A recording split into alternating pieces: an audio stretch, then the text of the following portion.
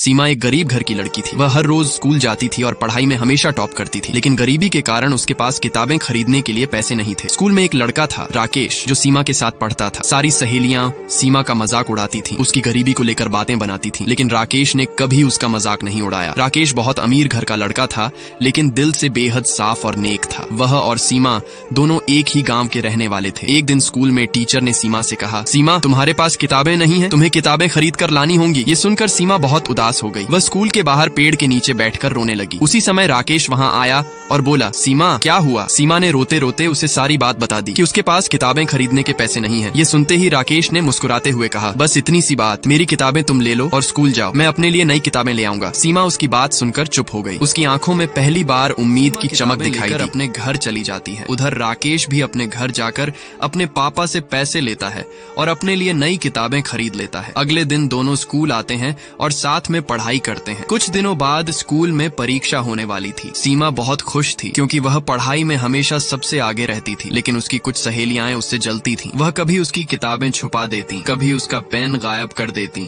तो कभी उसका स्कूल बैग उठाकर कहीं और फेंक देती थी। सीमा इन सब से बहुत परेशान थी, लेकिन वह किसी से कुछ नहीं कहती थी। मन ही मन सोचती थी, एक दिन सब ठीक हो जाएगा। धीरे धीरे राकेश और सीमा अच्छे दोस्त बन गए। स्कूल के बाहर दोनों बैठकर साथ में पढ़ाई करते थे। राकेश पढ़ाई में थोड़ा कमजोर था, लेकिन सीमा के साथ बैठकर वह भी धीरे धीरे अच्छा पढ़ने लगा। सीमा घर पहुंचती है और घर में खुद ही खाना बनाती है। वह पहले अपने माँ बाप को खाना खिलाती है और फिर खुद खाती है। रात को घर के बाहर रास्ते पर जो एकमात्र स्ट्रीट लाइट जल रही होती है, उसके नीचे बैठकर सीमा पढ़ाई करने लगती है। अगले दिन परीक्षा थी, इसलिए वह पूरी रात मेहनत से पढ़ती रहती है। सुबह होते ही वह जल्दी उठकर नहाती है और सीधा स्कूल चली जाती है। वह परीक्षा बहुत अच्छे से लिखती है और फिर घर लौट आती है। अगले दिन सीमा अपने माँ बाप के साथ खेत में काम कर रही होती है। तभी गांव का एक लड़का दौड़ता हुआ आता है और चिल्लाकर कहता है, सीमा दी, आप परीक्षा में पास हो गई और पूरे स्कूल में पहला नंबर आया है। ये सुनते ही सीमा खुशी से झूम उठती है। वह अपने माँ बाप के पैर छूती है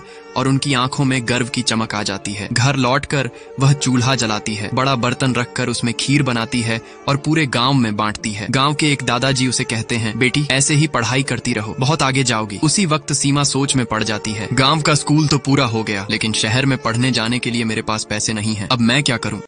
सीमा सोचते सोचते अपने घर चली जाती है। अगले दिन उसके गांव में मेला लगा था। सीमा और उसके माँ बाप मेला घूमने जाते हैं। उसी समय राकेश बाइक लेकर मेले में आता है और उसकी मुलाकात सीमा से हो जाती है। राकेश मुस्कुराकर पूछता है, सीमा शहर कब जा रही हो आगे पढ़ाई करने के लिए? यह सुनकर सीमा थोड़ा उदास हो जाती है और धीरे से कहती है, जाऊंगी, जरूर जाऊंगी। मेला घूमने के बाद सीमा और उसके माँ बाप घर लौट आते हैं। घर पहुंचकर सीमा का पिता चेयर पर बैठा होता है। सीमा उसके पास जाती है और कहती है, पापा मैं शहर जाकर पढ़ाई करना चाहती हूँ, क्या आप मुझे कुछ पैसे दे सकते हैं? उसका पिता मुस्कुराकर कहता है, ठीक है बेटी, दे दूंगा। कुछ दिनों बाद सीमा के पिता पैसे लेकर आते हैं और उसे देते हुए कहते हैं, ले बेटी तू जा पढ़ाई कर, मैं अभी जिंदा हूँ, तू किसी बात की चिंता मत करना। अगले दिन सुबह सीमा अपना सामान बैग में रखकर तैयार हो जाती है। उसका पिता उसे साइकिल पर बैठाकर बस स्टैंड तक छोड़ने आता है। बस में बैठने से पहले सीमा पूछती है, पापा ये पैसे आप कहाँ से लाए? उसका पिता हल्का सा हिचकिचाता है, फिर धीरे से कहता है, बेटी हमारी 2 एकड़ जमीन थी, उसमें से 1 एकड़ बेच दी, तेरी पढ़ाई रुकनी नहीं चाहिए। ये सुनकर सीमा का दिल भर आता है। वह उदास होकर अपनी आंखों में आंसू लिए बस में बैठ जाती है। बस धीरे धीरे चल पड़ती है और सीमा शहर की ओर रवाना हो जाती है अपने सपनों के सफर पर।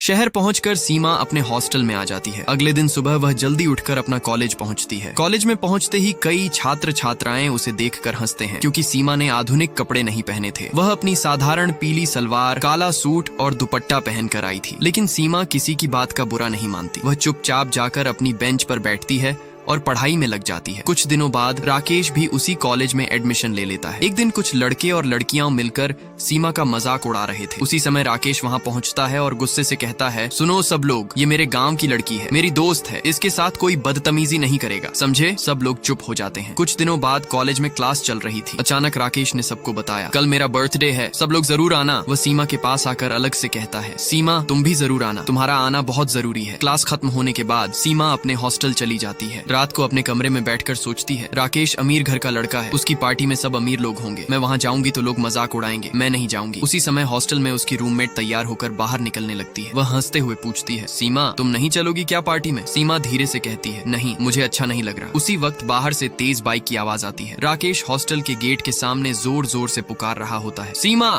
राकेश अपने जन्मदिन के दिन सीमा को अपनी बाइक पर बैठाकर अपने रूम ले आता है, जहां उसकी बर्थडे पार्टी चल रही होती है। पार्टी में मौजूद अमीर लड़के लड़कियां सीमा को देखते ही हंसने लगते हैं, क्योंकि सीमा बहुत सादा कपड़े पहनकर आई थी और उसके हाथ में सिर्फ एक छोटा सा फूल था। सब लोग राकेश को महंगे महंगे गिफ्ट देते हैं और सीमा धीरे से जाकर कहती है हैप्पी बर्थडे राकेश, और वो फूल उसके हाथ में रख देती है। उसी समय कुछ लड़के हंसकर कहते हैं इसका तो गिफ्ट देने का औकात ही नहीं, खाने के लिए आई होगी। ये सुनते ही सीमा की आंखों में आंसू आ जाते हैं। वह चुपचाप पार्टी से निकलकर सीधे अपने हॉस्टल के कमरे में जाकर रोने लगती है। उधर राकेश पार्टी खत्म होते ही सीमा को ढूंढने लगता है, लेकिन उसे कहीं नहीं मिलती। अगली सुबह हॉस्टल में सारे छात्र अपने अपने महीने का रहने का भुगतान फीस जमा कर रहे होते हैं, लेकिन सीमा के पास पैसे नहीं होते। वह अपने कमरे में चुपचाप बैठी रहती है। उसकी एक रूममेट पूछती है सीमा तुमने अभी तक पैसे क्यों नहीं जमा किए? सीमा सिर झुकाकर धीरे से कहती है मैं शाम तक दे दूंगी, लेकिन उसके पास कोई पैसा नहीं होता। वह उदास होकर अपने पिता को चिट्ठी लिखती है,